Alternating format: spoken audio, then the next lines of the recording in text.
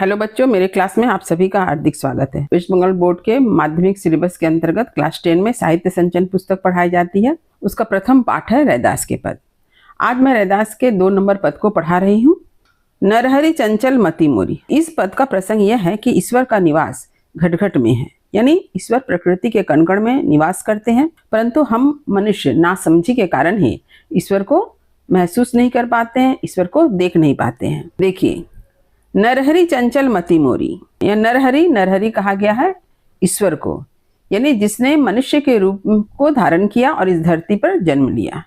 तो ऐसे कौन कौन से भगवान है? राम है, कृष्ण है, परंतु यहाँ पर रैदास जी का तात्पर्य भगवान से है, ईश्वर से है, क्योंकि उनके भगवान कैसे? निराकार हैं। तो वे ईश्वर से क्या कहते हैं? चंचल मति मोरी। मोरी का अर्थ है मेरा, मति यानी बुद्धि, चंचल माने अस्थिर। कहते हैं हे भगवान, मेरी बुद्धि जो है अस्थिर है, स्थिर नहीं है, चंचल है, इधर उधर भटकती फिरती है। कैसे भक्ति करो मैं तोरी। भक्ति यानी भक्ति, करो माने करना, मैं रैदास जी के लिए आया है, तोरी यानी ईश्वर। इसलिए रैदास जी कहते हैं कि मेरी बुद्धि जो है इधर उधर भटक रही है, मेरी बुद्धि स्थिर नहीं है, इसलिए मैं आपका ध्यान कैसे करूं, मैं आपकी भक्ति कैसे करूं, क्योंकि इससे मेरा मन जो है एकनिष्ठ होकर आपका ध्यान नहीं कर पा रहा है। तू मोहि देख है, हो तू ही देखूं, प्रीति परस्पर हुई। रैदास जी कहते हैं तू यानी ईश्वर, मोहि अर्थात मुझे, यानी ईश्वर मुझे देख रहे हैं। हो मतलब मैं, तो ही यानी ईश्वर के लिए है देखूं, परंतु यदि मैं भी ईश्वर को देखूं, प्रीति परस्पर हुई, तभी आपस में प्रेम संभव हो सकता है। परंतु स्थिति ठीक विपरीत होती है। तू मोहि देखे यानी ईश्वर जो है मुझे देख रहे हैं, ईश्वर का ध्यान मुझ पर है। हो तो ही न देखो, हो यानी रैदास जी, मैं। रैदास जी कहते हैं मैं आपको नहीं देख रहा हूं, यानी मेरा ध्यान आप पर नहीं है। यही मति सब बुद्धि खोई। यही मति यानी इसी कारण सब बुद्धि खोई, यानी समाप्त हो जा रही है।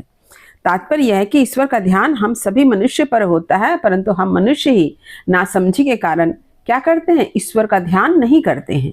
यही कारण है कि ईश्वर के साथ हमारा प्रेम जो है परस्पर उत्पन्न नहीं होता है। ईश्वर तो हम पर ध्यान लगाए हुए हैं, परंतु हम मनुष्य ईश्वर का ध्यान नहीं करते हैं। यही कारण है कि हमारी बुद्धि जो है धीरे धीरे करके क्या हो रही है? समाप्त हो जा रही है। तो बुद्धि समाप्त हो जा रही है का तात्पर्य क्या हो गया? हमारी जितनी अच्छाई है वह सब समाप्त हो जा रही है। सब घट अंतरी रमसी निरंतरी, मैं देखत हूं नहीं जाना। रैदास जी कहते हैं कि मैं यानी वे स्वयं, वे कितने मूर्ख हैं इस बात को यहाँ पर बतलाते हैं कि सब घट अंतरी रमसी निरंतरी, प्रत्येक घट यानी शरीर में, अंतरी यानी भीतर, रमसी मने रमाए हैं, निरंतरी मने हमेशा। कौन? ईश्वर। ईश्वर प्रत्येक शरीर में, प्रत्येक घट में निवास करते हैं, परंतु मैं देखते हुए भी इसे समझ नहीं पा रहा हूं। मैं कितना बड़ा मूर्ख हूं कि ईश्वर प्रकृति के कण-कण में समाये रहते हैं, परंतु इस सत्य को मैं समझ नहीं पा रहा हूं।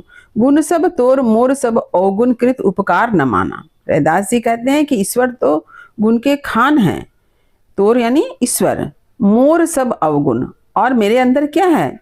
सिर्फ बुराइयां हैं, अवगुण है, कृत उपकार न माना। यही कारण है कि मैं आपके द्वारा किए गए उपकार को नहीं समझ पाता हूं। मैं ते तोरी मोरी असमस्यो, कैसे करी निस्तारा। रैदास जी कहते हैं कि मैं तो इस संसार में तोरी मोरी यानी तुम्हारा और मेरा इस नासमझी में फंसा रहा, कैसे करी निस्तारा। निस्तारा यानी उद्धार, तो मेरा उद्धार कैसे होगा? मैं कैसे भवसागर को पार करूंगा? यानी कहने का तात्पर्य है कि संसार में जो मनुष्य रहते हैं वे अहंकार में डूबे रहते हैं, और अहंकार के कारण यह मेरा है और यह तुम्हारा है, इस विवाद में फंसे रहते हैं। यह सब कुछ किस लिए? नासमझी के कारण। और यही कारण है कि संसार में रहने वाले मनुष्य का क्या है? उद्धार नहीं हो पाता है। कहे रैदास कृष्ण करुणा में, जे जे जगत आधारा। रैदास जी कहते हैं कि इस संसार में करुणा के सागर कौन है? ईश्वर, जिसे उन्होंने यहाँ पर कृष्ण कहा है, परंतु यहाँ पर कृष्ण कहने पर भी कृष्ण का तात्पर्य ईश्वर से है। आप सभी जानते हैं कि रैदास जी जो है निराकार निर्गुण ब्रह्म के उपासक है। जय जय जगत आधारा। और रैदास जी कहते हैं कि मैं इसी ईश्वर की जय जयकार करता हूँ, जो इस संसार के क्या आधार हैं, वे ही एकमात्र इस संसार के लोगों का सहारा है। तो पद की काव्य भाषा ब्रज भाषा है, इसकी शैली संगीतात्मक है। पद के अंत में मैंने कुछ प्रश्नों की सूची तैयार कर दी है। आप इन सारे प्रश्नों का उत्तर मेरे द्वारा बतलाए गए अर्थ को सुनकर लिखने का प्रयास करें। यदि किसी प्रश्न का उत्तर आप नहीं लिख पाते हैं तो मुझे कमेंट अवश्य करें। मैं आपके हर प्रश्न का जवाब जरूर से दूंगी। तो उम्मीद करती हूँ कि मेरी बातें आपको समझ में आ गई होगी। तो वीडियो को लाइक करें और सभी पढ़ने वाले विद्यार्थियों में शेयर करना ना भूलें। और जो भी बच्चे मेरे चैनल पर नए हैं, मेरे चैनल को सब्सक्राइब जरूर कर लें ताकि हर नए वीडियो का नोटिफिकेशन आपको समय समय पर मिल सके। तब तक पढ़ते रहिए, जीवन में आगे बढ़ते रहिए। मेरी शुभकामनाएं आप सभी बच्चों के साथ है। धन्यवाद।